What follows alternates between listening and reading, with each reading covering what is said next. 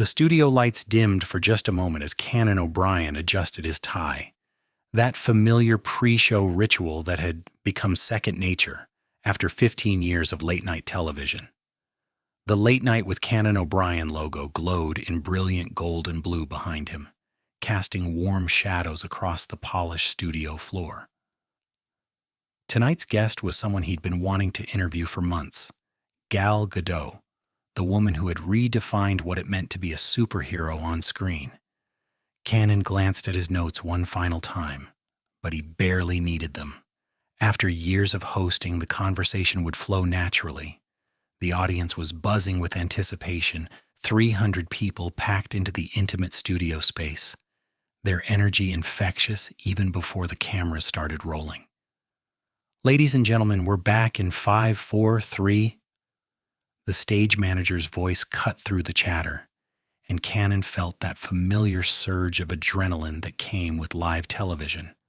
Welcome back to Late Night with Canon O'Brien. His voice boomed across the studio as the theme music swelled.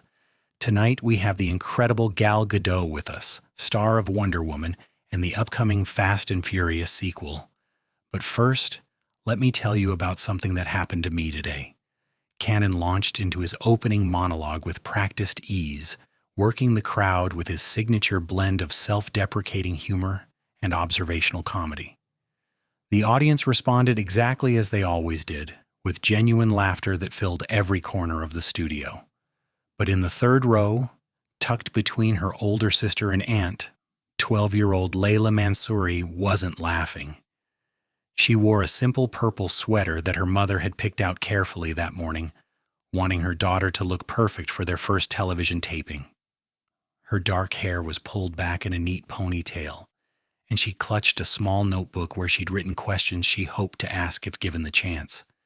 But as Canon continued his monologue, making jokes about Hollywood and celebrity culture, Layla felt that familiar knot forming in her stomach. At school, the questions never stopped. Where are you really from? No, but where are your parents from? You don't look American. Each question felt like a small rejection, a reminder that no matter how perfectly she spoke English or how much she loved pizza and baseball, she would always be seen as other. The monologue ended to thunderous applause, and Canon smoothly transitioned into the interview segment. Please welcome the absolutely phenomenal Gal Gadot. Gal emerged from backstage in a stunning midnight blue dress that seemed to capture the studio lights like stars. Her smile was radiant, genuine, the kind that made you believe she was genuinely happy to be there. She waved to the audience with an enthusiasm that wasn't performative but real. And when she hugged Canon before taking her seat, you could see the mutual respect between them. Gal, it's so wonderful to have you here, Canon began, settling into his chair across from her. I have to ask, when you first auditioned for Wonder Woman, did you ever imagine it would become such a cultural phenomenon? Gal's eyes lit up as she leaned forward slightly. You know, Canon, when I was growing up in Israel, I dreamed of being an actress, but I never imagined I could play a superhero. In my mind, superheroes were always, well, they looked different from me. They had different backgrounds. Canon nodded, sensing the deeper story. Tell me about that. What was it like representing not just women, but your heritage on such a massive scale? It was incredible, but also terrifying, Gal admitted, her Israeli accent adding warmth to every word. I knew I was carrying the hopes of so many young girls who had never seen themselves represented as the hero of the story. Girls from the Middle East, from Israel, from families like mine who immigrated seeking better opportunities. In the audience, Layla's grip tightened on her notebook. She had watched Wonder Woman 17 times, not because she was obsessed with superheroes, but because for 2 hours and 21 minutes she could watch someone who looked like her save the world. There's something beautiful about representation, Canon continued, his voice taking on a more serious tone. When you see someone who shares your background achieving something extraordinary, it makes your own dreams feel possible. Gal nodded emphatically. Exactly. I get letters from young girls all the time, telling me that Wonder Woman made them feel proud of their heritage instead of confused by it. One girl wrote to me saying that after the movie, she stopped trying to hide her accent at school. That's when Canon noticed her. Layla had tears streaming down her face, not the happy tears of someone meeting their hero, but the deeper tears of someone who had found a mirror in a world full of windows. Her sister was rubbing her shoulder gently, whispering something in what sounded like Arabic. Canon had been hosting long enough to recognize the signs. This wasn't just a fan getting emotional. This was something more profound, more personal. He glanced at his producer in the booth, then made a decision that would define not just this interview, but this moment. "Gal, hold that thought for just a second," Canon said, his voice shifting from entertainment to genuine concern. He stood up from his chair, something he rarely did during interviews, and addressed the audience directly. "I'm sorry, folks, but there's a young lady in our audience who seems to be having a moment, and I think it might be connected to what we're talking about." His eyes found Layla in the third row. "Sweetheart, are you okay?" The camera swiveled toward the audience, and suddenly 300 people and millions of viewers were looking directly at Layla. She wiped her eyes quickly, embarrassed by the attention, but Canon's voice was so gentle, so genuinely concerned, that she found herself nodding. "Can you tell us your name?" Canon asked, walking down the steps that led from the stage into the audience. "Layla," she whispered, her voice barely audible even with the sensitive microphones. "Layla, that's a beautiful name. How old are you, sweetheart?" 12.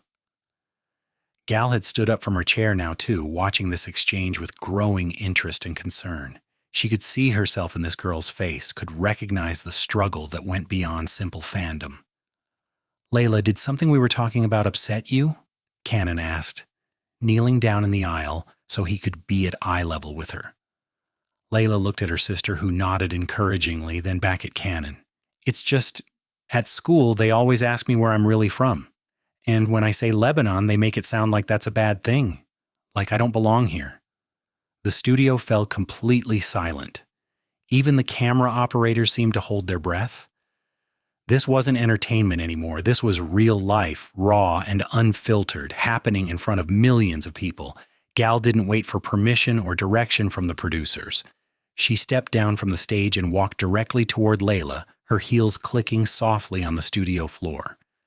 When she reached the row where Layla sat, she knelt down just as Canon had done. "Layla," Gal said, her voice carrying the weight of personal experience, "how many languages do you speak?" 3, Layla replied, surprised by the question. "Arabic, English, and some French." 3 languages at 12 years old, Gal said, turning to address the entire studio. "That's not ordinary, that's extraordinary. Do you know what that makes you?" Layla shook her head. "That makes you a bridge. You can connect cultures that many people never get to experience. You carry the beauty of Lebanon and the opportunities of America inside you. That's not something to hide. That's your superpower." Canon watched this exchange with the kind of awe that comes from witnessing something unrehearsed and profound. He'd hosted thousands of interviews, but this moment felt different. This felt like television at its most powerful. "But they make fun of my mom's accent," Layla said, her voice breaking slightly. "They ask why she can't speak English better." Gal's expression hardened, not with anger, but with determination. "Your mother's accent is the sound of courage. Do you know how brave someone has to be to move to a new country, to learn a new language, to build a new life? Every word she speaks in English is an act of love for you and your future." She reached up and unclasped one of her bracelets, a simple silver band that caught the studio lights. "This was my grandmother's. She gave it to me when I left Israel to pursue acting. She said it would remind me that I carry our family's strength wherever I go." Gal gently took Layla's hand and slipped the bracelet onto her small wrist. "Now I'm giving it to you, not because you're a fan, but because you're a warrior. Wonder Woman isn't about the costume or the powers. She's about standing proud in who you are, no matter what anyone else says." The audience erupted in applause, but it wasn't the polite television applause that usually filled the studio. This was organic, emotional. the kind of response that comes from witnessing something genuinely moving. Canon stood up slowly, his own eyes moist. Ladies and gentlemen, I've been hosting this show for 15 years, and I've never seen anything like what we just witnessed. Gal Gadot, you just proved that heroes don't just exist in movies. But Gal wasn't finished. She stood up and addressed the entire studio audience. I want everyone here to understand something. When you ask someone, "Where are you really from?" you're asking them to diminish themselves. You're asking them to choose between the parts of their identity. Layla is Lebanese American. She's not half of anything. She's fully both. She turned back to Layla. The next time someone asks you where you're really from, you tell them you're from here. You're from the place where dreams come true, where a girl from any background can become anything she wants. You're from America, and America is better because you're here. Canon walked back toward the stage, but instead of resuming the interview, he made another unprecedented decision. You know what? We're going to do something different tonight. Gal, would you mind if we invited Layla and her family backstage after the show? I think there might be more to this conversation. I would love that, Gal replied immediately. But actually, Canon, could I ask Layla something right now? Canon nodded, and Gal turned back to the 12-year-old girl who was now looking at the bracelet on her wrist with wonder. Layla, what do you want to be when you grow up? I want to be a doctor, Layla said, her voice stronger now. I want to help people. A doctor, Gal repeated, smiling. Do you know what that tells me? That tells me you have a healer's heart, that you want to use your gifts to make the world better. That's exactly what Wonder Woman would do. The cameras captured every moment of this exchange, but everyone in the studio understood that they were witnessing something that transcended television. This was a moment of connection, of understanding, of one person lifting another up simply because she recognized herself in a stranger's struggle. As the show wrapped up, with Gal's formal interview condensed into just a few more minutes of conversation about her upcoming projects, the real story was already being written. In the green room afterward, Layla and her family spent an hour with Gal, talking about heritage, identity, and the importance of owning your story. Gal signed Layla's notebook, but more than that, she gave her something invaluable: permission to be proud of who she was. The bracelet would become Layla's most treasured possession, not because it came from a celebrity, but because it represented the moment she learned that her heritage wasn't something to overcome, but something to celebrate. Canon watched this backstage interaction with the satisfaction that comes from knowing you facilitated something meaningful. This wasn't just entertainment. This was life-changing television, the kind that reminded everyone involved why they got into this business in the first place. The episode aired exactly as it happened, with no editing to remove Gal's spontaneous gesture or Canon's decision to break from the script. The response was immediate and overwhelming. Social media exploded with messages from viewers sharing their own stories of cultural identity, of feeling caught between worlds, of finding strength in their heritage. But the most important response came 3 months later in a letter addressed to the show. It was written in careful cursive handwriting. Dear Canon and Gal, my name is Layla, and I wanted you to know that I wore the bracelet to school every day since the show. When kids ask me about it, I tell them it's my superhero bracelet. I tell them I'm Lebanese American, and that makes me special, not strange. 3 other kids in my school have told me they want to be proud of their heritage too. Thank you for teaching me that being different is my superpower. Love, Layla, the future doctor. The letter was framed and now hangs in Canon's office next to photos of other memorable moments from the show. But he often says that night with Gal and Layla taught him something that changed how he approaches every interview. Sometimes the most important conversations happen when you stop performing and start listening. And Gal? She kept in touch with Layla's family, sending care packages during COVID, congratulating her on academic achievements, and always reminding her that she was part of a global community of strong women who refused to dim their light for anyone.